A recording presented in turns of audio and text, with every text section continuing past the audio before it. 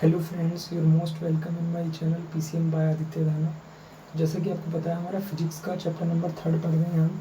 इसमें हमने बहुत सारे टॉपिक पढ़ भी लिए हैं, ड्रिफ्ट वेलोसिटी, रिलैक्सेशन टाइम और भी बहुत सारे टॉपिक हमने पढ़ लिए हैं थ्योरेटिकल वाले। पर अब हमारा जो मोस्ट इम्पोर्टेंट टॉपिक है ओम्स लॉ, इसके बारे में पढ़ेंगे हम।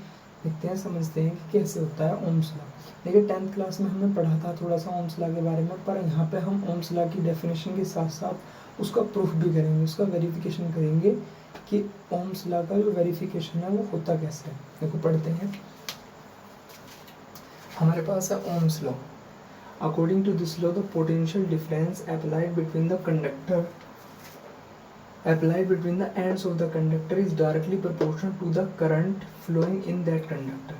जो पोटेंशियल डिफरेंस होता है किन्हीं दो पॉइंट के बीच में, वो डायरेक्टली प्रोपोर्शनल होता है किसके, जो करंट फ्लो हो रहा है किसी कंडक्टर में।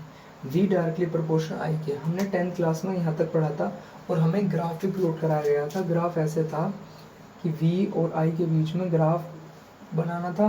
तो इसका मतलब क्या है, अगर v बढ़ रहा है तो i भी बढ़ रहा है। तो अगर दोनों चीज़ डायरेक्टली प्रोपोर्शनल में, सेम कंडीशन में अगर इक्वल होती हैं कि अगर ये बढ़ रहा है तो ये भी बढ़ रहा है, तो ग्राफ आपको पता है कहाँ से बनता है, ओरिजिन से। ये ग्राफ बनवाया था हमने। इसी तरीके से v अपॉन आई बराबर क्या होता है, r।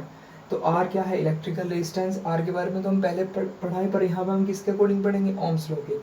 r is the electrical resistance. और ये जो लॉ है ओम्स लॉ, ये केवल कंडक्टर्स के लिए एप्लीकेबल है, इंसुलेटर्स के लिए एप्लीकेबल नहीं है। तो आशा आपको समझ में आया होगा। देखो ओम्स लॉ क्या है, एक बार और समझो। Ohm's law, according to this law potential difference directly proportional होता है। जो पोटेंशियल डिफरेंस किन्हीं दो एंड्स के बीच में लगाया जा रहा है वो डायरेक्टली प्रोपोर्शनल होता है करंट के जो फ्लो हो रहा है उस कंडक्टर में। तो क्या इससे निष्कर्ष क्या निकल रहा है, v directly proportional to i। तो जब डायरेक्टली प्रोपोर्शनल का साइन हटाएंगे तो कांस्टेंट आ जाएगा, v upon I is equal to R. R क्या है, आर एक इलेक्ट्रिकल रेजिस्टेंस है। और ये जो लॉ है केवल एप्लीकेबल किस पे है, ओनली कंडक्टर्स। तो अब हम इसका वेरिफिकेशन करेंगे। तो हमने ओम्स लॉ का डेफिनेशन पढ़ लिया था, ओम्स लॉ का फॉर्मूला लिख लिया था कि v डायरेक्टली प्रोपोर्शनल आई की होता है, उसके बीच में ग्राफ भी समझ लिया था। तो अब हम वेरिफिकेशन पढ़ेंगे। जो हमारे स्टैंडर्ड पे, 12th स्टैंडर्ड पे जो इम्पोर्टेंट बात है वो वेरिफिकेशन है ओम्स लॉ का, क्योंकि ओम्स लॉ की डेफिनेशन और उसका v upon I is equal to R, ये तो हमने 10th क्लास में पढ़ी है। तो अब जो हमारा इम्पोर्टेंट टॉपिक है वो है ओम्स लॉ का वेरिफिकेशन। ये बहुत इंपॉर्टेंट है। तो देखो ओम्स लॉ का वेरिफिकेशन पढ़ेंगे हम on the basis of free electron model और drift velocity concept. Drift velocity concept और फ्री इलेक्ट्रॉन मॉडल पे हम क्या करेंगे, वेरिफिकेशन करेंगे ओम्स लॉ का। देखो करेंगे कैसे। सबसे पहले हमारे पास ये कंडक्टर है। कंडक्टर का जो एरिया है, एरिया ऑफ क्रॉस सेक्शन है वो a है। वेलोसिटी जो है इसकी v है और जो लेंथ है l है। इलेक्ट्रॉन फ्लो हो रहे हैं इसमें। तो electric field produce inside the conductor, जो इलेक्ट्रिक फील्ड प्रोड्यूस हो रहा है किसी कंडक्टर के भीतर, वो क्या है, E is equal to V upon L. उसके बाद में हमें पता है electrostatic force on each electron, electrostatic force कितना होगा प्रत्येक इलेक्ट्रॉन पे। तो हमें फॉर्मूला पता है F इज इक्वल टू, हमें फॉर्मूला पता था F is equal to Q E. और क्यू क्या है, एलिमेंट्री चार्ज। तो इसकी जगह क्या, क्यू की जगह क्या लिख सकते हैं हम, ई। तो F is equal to E small E into capital E. Capital E की वैल्यू रिटेन कर दो यहाँ से, तो स्मॉल ये F है। तो F is equal to E V upon L. ये सेकंड इक्वेशन आ गई। आपको पता है ये ई की वैल्यू हमने यहाँ पर रिटेन कर दी। उसके बाद में acceleration of electron of mass, आपको बताया न्यूटन का second law F is equal to M में।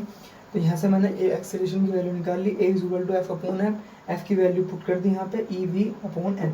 तो यहाँ से हमारा क्या आ गया, हमारे आ गया एक्सेलरेशन। अब देखते हैं इसे आगे।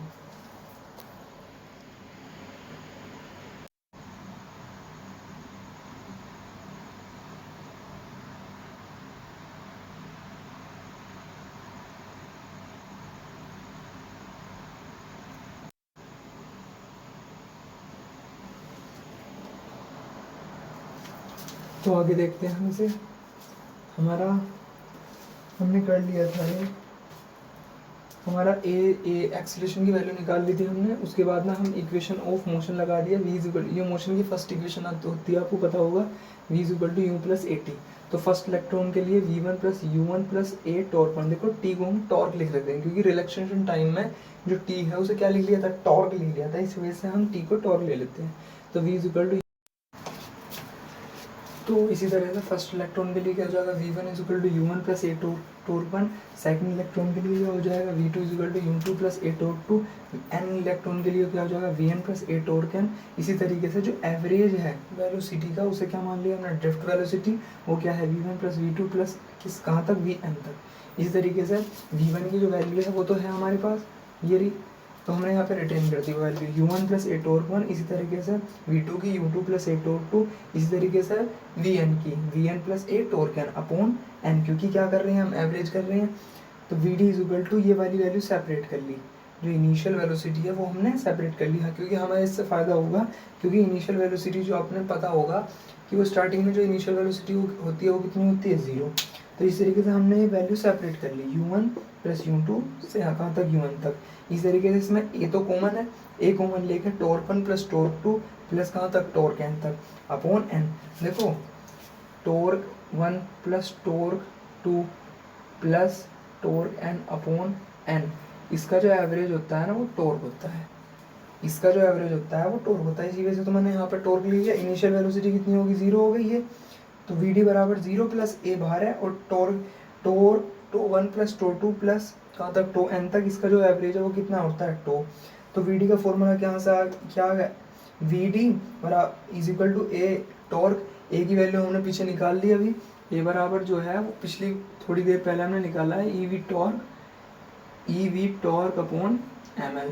तो वो वाली वैल्यू हमने इक्वेशन कौन सी माननी थी, उसे शायद थर्ड माननी थी, वो हमने यहाँ पे रिटेन कर दी, Vd बराबर E V torque upon ml। तो अब देखते हैं आगे क्या होता है। तो हमें पीछे से एक बात पता है, जो रिलेशन होता है किस किस के बीच में, रिलेशन होता है करंट के एंड ड्रिफ्ट वेलोसिटी के बीच में जो होता है वो I is equal to N E V D होता है। Vd की हमने वैल्यू निकाल ली अभी पीछे, तो हम लगाएंगे I is equal to N E V D की वैल्यू रिटेन कर देंगे यहाँ पे। तो जो ये है ये सब हम इधर ले आएंगे, इधर क्या छोड़ देंगे V अपॉन आई, क्योंकि मुझे क्या प्रूफ करना है ओम्स लॉ। ओम्स लॉ कब प्रूफ होगा V upon I is equal to R आएगा, आर कुछ भी आ जाए, तो हमें जो वैल्यू है मेन वो क्या चाहिए V अपॉन आई चाहिए एक साइड में, तो और सारी वैल्यू हम इधर से ले गए, एम एल इधर ले गए, आई नीचे ले आए, तो यहाँ से हम V अपॉन आई बराबर क्या आ गया M L upon N square A torque.